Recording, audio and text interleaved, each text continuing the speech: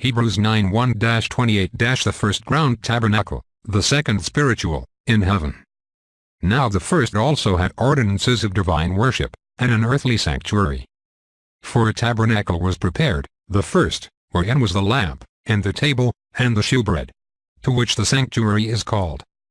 But after the second veil was the tabernacle which is called the Holy of Holies, who had the golden censer, and the ark of the covenant, all of gold round about, in which was a golden vessel, which contained the manna, and the rod of Aaron, which had blossomed, and the tables of the covenant. And over the ark were the cherubims of glory, which made a shadow of the mercy seat, of which things we will not speak now particularly. Now when these things were so prepared, at all times the priests entered the first tabernacle, doing the services. But in the second, only the high priest, once a year, not without blood, which he offered for himself and for the sins of the people. In this way the Holy Spirit understood that the way of the sanctuary was not yet discovered while the first tabernacle was still standing. That is an allegory for the present time, in which are offered gifts and sacrifices which, as for the conscience, cannot perfect the one who does the service, consisting only of food, and drink, and various ablutions and justifications of the flesh, imposed until the time of correction. But when Christ came, the high priest of the future goods, by a greater and more perfect tabernacle, not made by hands, that is, not of this creation, neither by the blood of goats and calves, but by his own blood, he entered once into the sanctuary, having effected an eternal redemption. For if the blood of the bulls and goats, and the ashes of a heifer scattered upon the unclean, sanctify them, as to the cleansing of the flesh, how much more will the blood of Christ, who through the eternal Spirit offered himself immaculately to God, purify your consciences from dead works, to serve the living God? And so he is mediator of a new testament, so that, by intervening death for the remission of the transgressions that were under the first testament, the called ones receive the promise of the eternal inheritance. Because where there is a will, it is necessary that the death of the testator intervenes. Because a will has strength where there was death. Or will it have any value while the testator lives? Therefore the first also was not consecrated without blood. For when Moses had preached to all the people all the commandments according to the law, he took the blood of the calves and the goats with water, purple wool, and hyssop, and sprinkled both the same book and all the people, saying, This is the blood of the testament which God hath commanded you. And he likewise sprinkled with blood the tabernacle and all the vessels of the ministry.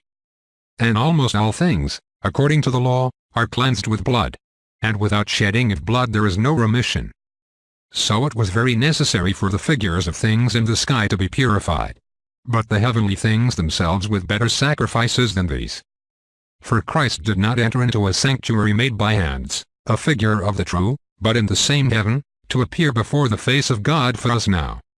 Nor even to offer himself often, as the high priest enters the sanctuary with the blood of another every year. Otherwise, it was necessary for him to suffer many times since the foundation of the world. But now in the consummation of the ages he once manifested, to annihilate sin by the sacrifice of himself. And as it is appointed unto men once to die, and after this the judgment, so Christ also, offering himself once to take away the sins of many, will appear a second time, without sin, to those who wait for him for salvation. Hebrews 9:1-28. Epistle of Paul to Hebrews, chapter 9, verse 1-18. Dear brothers and sisters, we are now studying the Epistle of Paul to the Hebrews, where Paul recalls the ancient tabernacle, where animals were sacrificed so that people would receive forgiveness of their sins through those animal sacrifices. He describes the shape of this tabernacle, where they had two divisions, the first era where the animal was sacrificed, and the second compartment had a veil that separated the two environments. The second compartment was called the Saint of Saints.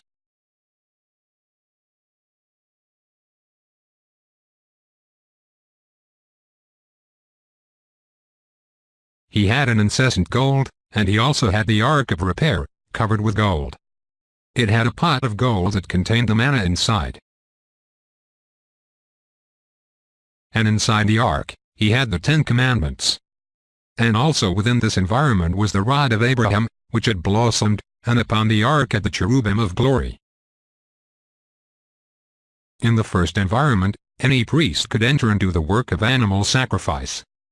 But in the second environment, Only the high priest, who was the priest who occupied the position of first priest, who could enter once a year only,